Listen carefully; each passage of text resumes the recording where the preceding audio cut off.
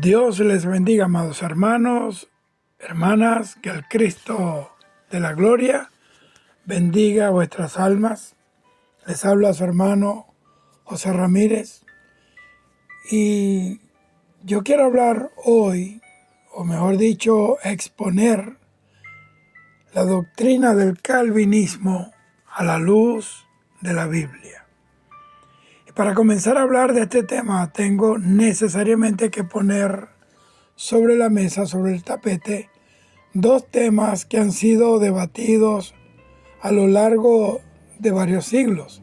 Me refiero a la predestinación y a la elección. Aunque los términos predestinación y elección en pasajes bíblicos como Romanos 8, 29 y 30 y Efesios 1, 4 y 5, y en un sentido similar la teología ha desarrollado matices para diferenciarlos, especialmente en el contexto de la salvación. Por eso aquí te presento una explicación de cada término. Primero, la predestinación. Esta palabra viene del griego proorizo y significa literalmente predeterminar, preordenar. En el sentido teológico más general, la predestinación se refiere al decreto o al plan soberano de Dios de antemano. Entonces, esto no se limita solo a la salvación, sino a todo el curso de la historia y el destino final de las personas. En algunas tradiciones, como la calvinista, en su forma más estricta, la predestinación abarca tanto a los que son destinados a la vida eterna, la elección, como a los que son destinados a la condenación, reprobación, según ellos. Entonces, el enfoque bíblico, según Romanos 8:29, dice que Dios predestinó a los que conoció de antemano para que fuesen hechos conforme a la imagen de su Hijo. Aquí el énfasis, oiga bien, de la predestinación no es simplemente quién será salvo, sino el propósito final de aquellos que Él ha conocido y escogido. ¿Cuál es el propósito? Ser como Jesús, ser como su Hijo amado Jesucristo. La elección, esto se refiere al acto de Dios de escoger soberanamente individuos para la salvación y un propósito especial. ¿Cuál es el enfoque bíblico?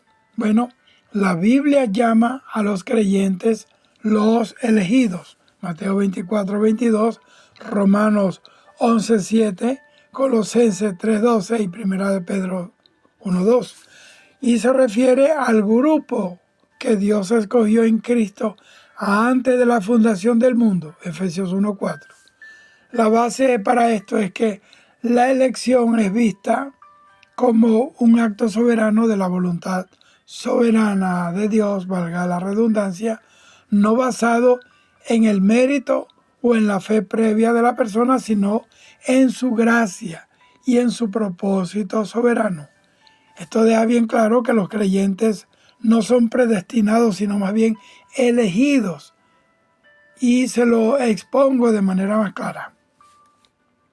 La idea de la predestinación, óigame bien, anula, aniquila la responsabilidad humana y hace ver que Dios arbitrariamente determina la condición de algunos. Esto se puede entender de la siguiente manera. El término elección, oiga bien, resalte bien eso en su corazón. Dios soberanamente elige a un pueblo, la iglesia, los creyentes. ¿Para qué? Para sí mismo, por pura gracia. Esta elección es el acto inicial de Dios para la salvación.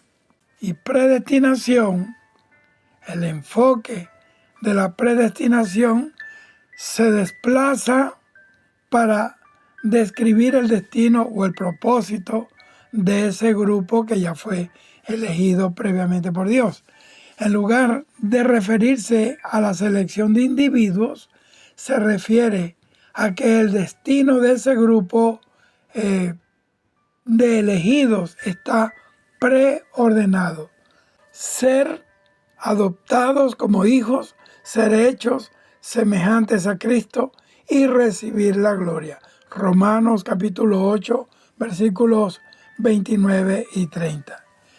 En este punto de vista, elección es quien es escogido.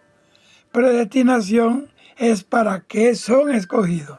Esto permite afirmar la soberanía de Dios en el acto de escoger a sus hijos. O sea, eso es la elección, mientras que la interpretación más estricta de la predestinación sugiere que Dios ordenó directamente la condenación de los no creyentes. En el calvinismo, esto se conoce como la perseverancia de los santos. Y esto es contraproducente porque esto quiere decir, en sentido más sencillo y más claro, que una persona que va a ser salva aunque ande haciendo las cosas más malas delante de Dios. Y el que se va a perder aunque corra, busque la presencia de Dios.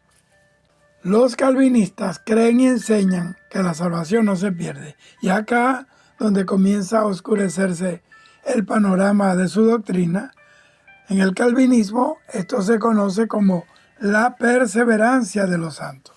Primero, ¿qué enseña el calvinismo con lo que ellos llaman la perseverancia de los santos?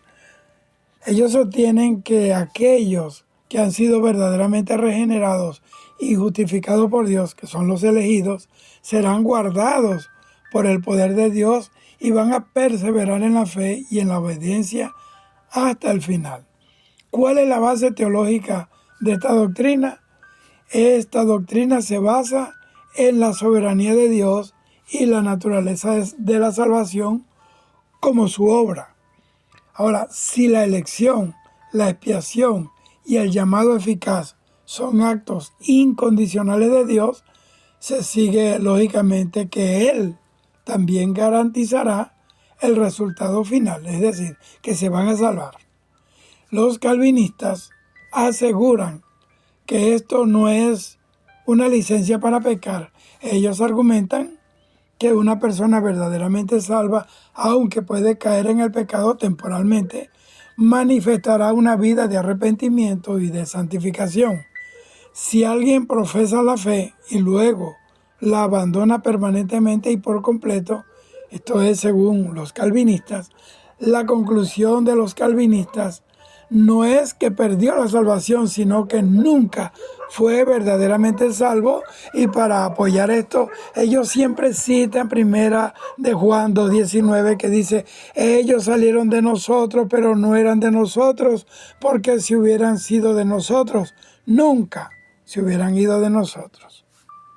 Ahora, la garantía de Dios, la seguridad de la salvación se atribuye a la fidelidad y al poder de Dios, no a la capacidad humana de aferrarse a la salvación. Es Dios que en su fidelidad, que en su amor y en su misericordia extiende su gracia para que todos sean salvos. Por eso es que la palabra de Dios dice, y Pedro se lo dijo a Cornelio, que Dios es encontrado en todo lugar por aquellos que le buscan de corazón. La Biblia dice que Dios no quiere la muerte del pecador, sino que todos procedan al arrepentimiento. Segundo, la visión más común que se opone a la doctrina calvinista es la del arminianismo, que sostiene que la salvación es condicional y que sostiene que la salvación se puede perder, que es condicional a la fe, una fe perseverante del creyente. Por eso es que Jesús decía: vete y no peques más. La Biblia dice que el que sea fiel hasta el fin, ese será salvo. hay una condición. Acá hay unos argumentos en contra del calvinismo que sostiene que la salvación se puede perder. Hay unas advertencias bíblicas respecto a esto y existen numerosos pasajes bíblicos que advierten a los creyentes sobre el peligro de caer, de apostatar o apartarse de la fe. Por ejemplo, Hebreos capítulo 6, versículo 4 al 6, Gálatas 5, 4 y segunda de Pedro 2, 20 al 22. Ahí habla de esto. Es una advertencia clara a que debemos ocuparnos con seriedad en la vida cristiana, fiel a Dios, obediente a su palabra, para que nosotros podamos permanecer firmes aquel día y podamos estar en su presencia y entrar y gozarnos con Él en el reino de los cielos. Para esta perspectiva, estas advertencias serían innecesarias si la salvación fuera incondicionalmente segura. Si fuera así, entonces estos versículos que le acabo de citar, no serían necesarios. Ahora tenemos que considerar la responsabilidad humana.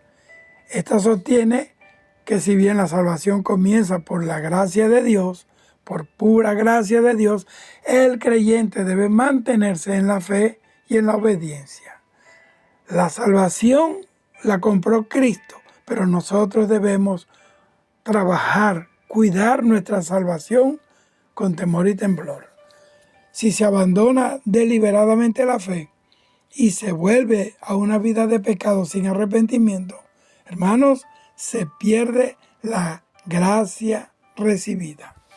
En el libro de Ezequiel 3:20 dice que si el justo se aparta de su camino, de la justicia, y hiciere pecado, y Dios pusiera tropiezo delante de él, él morirá en su pecado, y toda la justicia que había hecho no le será tomada en cuenta. Entonces también tenemos el libre albedrío. Se cree que pues Dios da la opción real de aceptar o rechazar la salvación en un inicio y también la de deshacer esa aceptación a través de la apostasía. El Señor dice en su palabra, yo he puesto delante de vosotros camino de bien, de mal, bendición, maldición, vida o muerte, y vosotros elegís. Entonces, el principal error doctrinal del calvinismo reside en su énfasis absoluto en la soberanía de Dios que, según los críticos, anula o minimiza, mejor dicho, la responsabilidad humana en la salvación. La crítica se centra especialmente en 5 puntos del calvinismo que a continuación voy a exponerlos. Primero, la depravación total. Enseñanza calvinista. Los calvinistas enseñan que el ser humano está completamente inhabilitado por el mismo pecado para elegir a Dios o responder a su llamado por sí mismo. Romanos 3:10 al 12. ¿Y cuál es la crítica bíblica? Si bien la Biblia enseña que el hombre está espiritualmente muerto, la crítica es que el calvinismo ignora los pasajes muy claros que exhortan a la persona a buscar, a arrepentirse y a creer. Hechos 17:27, Apocalipsis 22:17. Entonces, si el pecador está totalmente incapaz de responder la predicación universal del Evangelio y el llamado a escoger, carecen de sentido. Entonces, ¿para qué se predica el Evangelio? Si ya de antemano el que va a ser salvo y el que se va a perder, se va a perder. No tiene sentido. Segundo, la elección incondicional. Segundo punto calvinista. ¿Qué enseñan los calvinistas? La enseñanza calvinista aquí es que Dios elige incondicionalmente a ciertas personas para la salvación desde antes de la fundación del mundo, sin considerar ningún mérito o respuesta futura del hombre. Romanos 9, 11 al 13. ¿Cuál es la crítica bíblica? El error se ve en la supuesta exclusión de la presciencia de Dios. La Biblia dice que la elección es según la presciencia del Dios Padre. Primera de Pedro, capítulo 1, versículo 2. Los arminianistas interpretan que Dios elige a quien Él sabe de antemano, porque Él es Dios soberano, todo lo sabe, que libremente elegirán y van a perseverar en Él. También argumentan que la elección calvinista hace a Dios un hacedor de acepción de personas.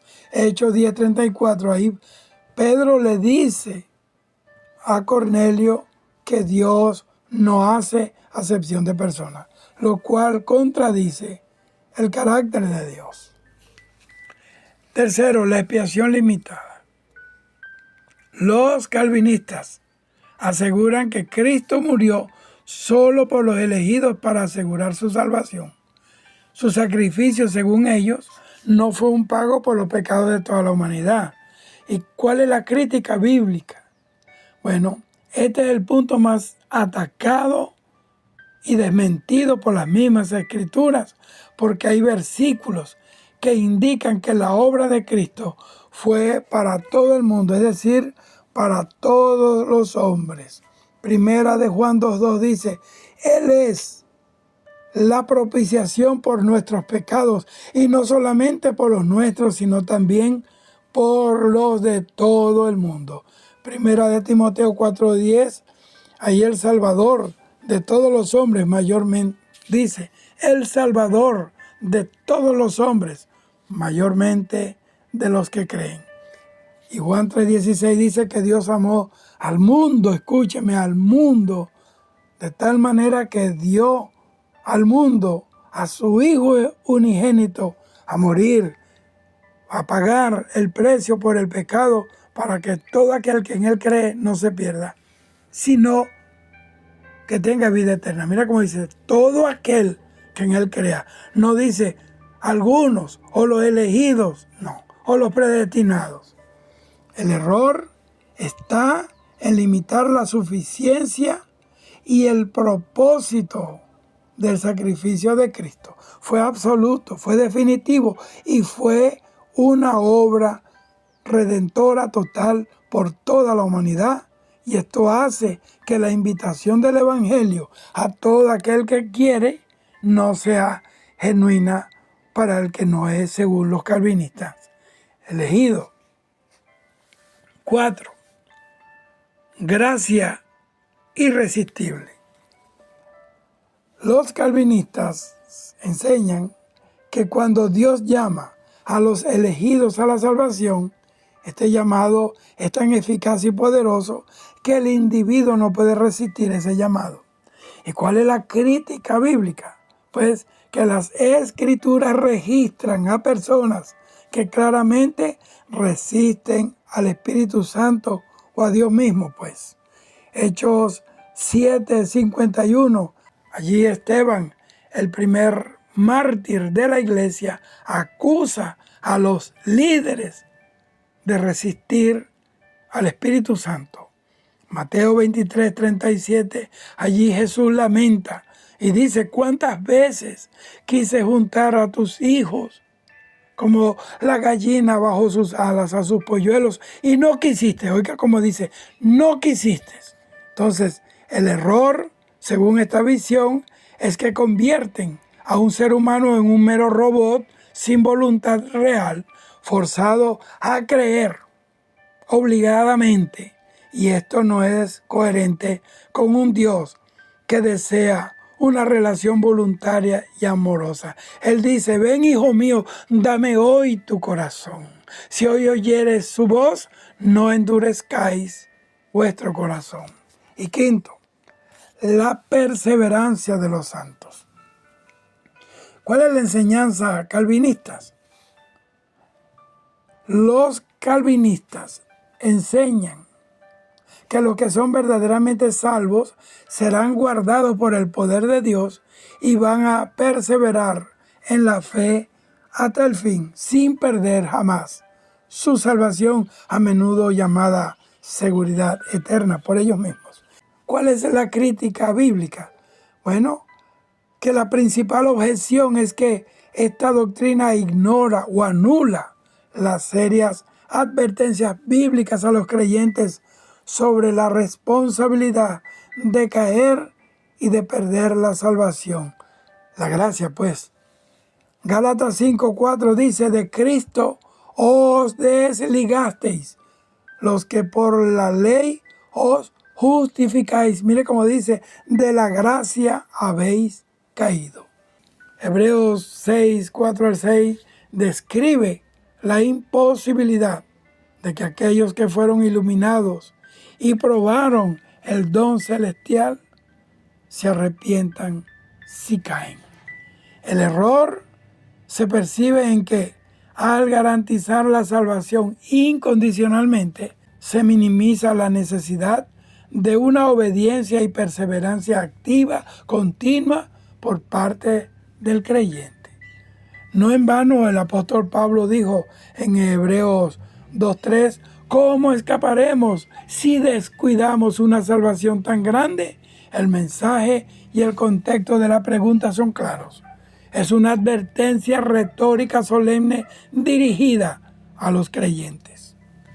Acá el autor de la carta a los Hebreos utiliza una pregunta como una poderosa y clara advertencia para que los creyentes presten atención extrema a la fe cristiana que han recibido por fe.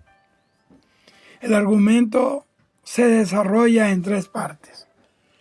Primero, la superioridad del mensaje. Tiene que leer el contexto de Hebreos capítulo 1. Entonces la carta a los Hebreos comienza mostrando la supremacía de Jesucristo sobre los ángeles, sobre los profetas y la ley del Antiguo Testamento.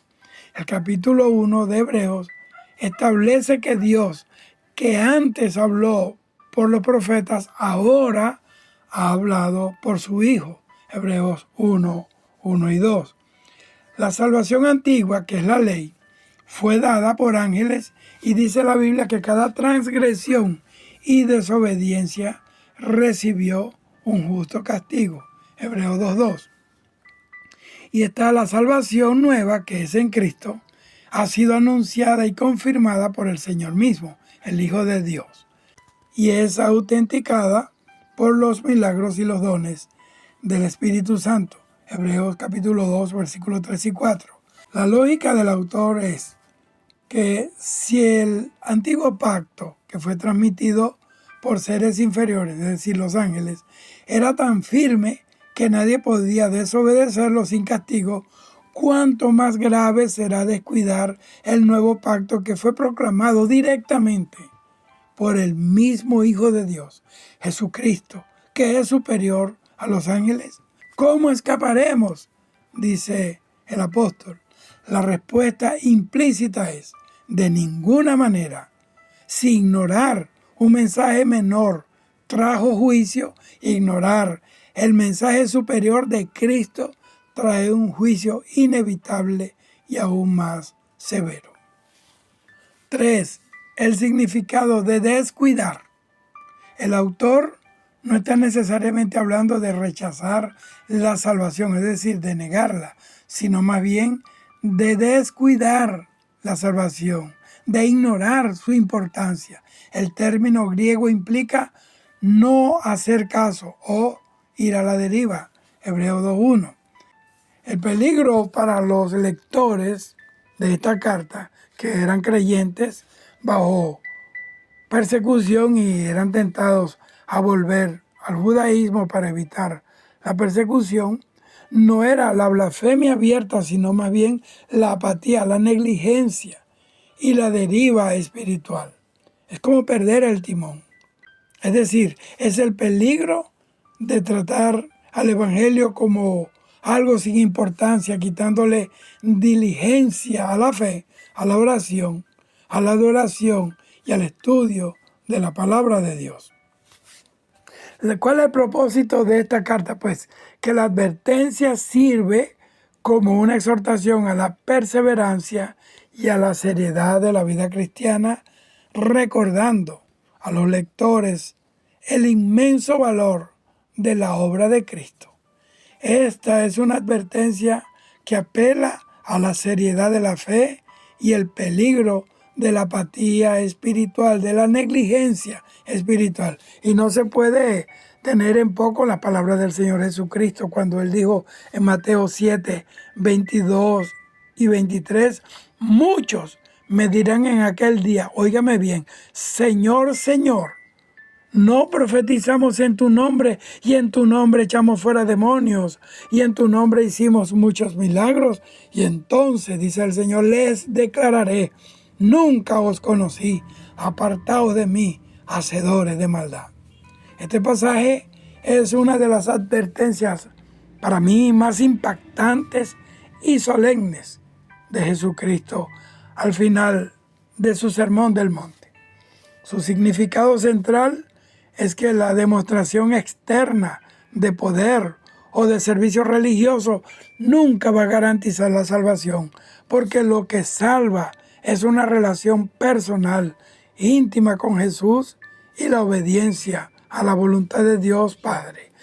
Acá hay unos puntos clave en este pasaje de Jesús. Esta frase no se refiere a un terror o un miedo servil a ser castigado o perder la salvación, sino a una actitud de seriedad, de reverencia y de profundo respeto a Dios. Acá temor es reverencia.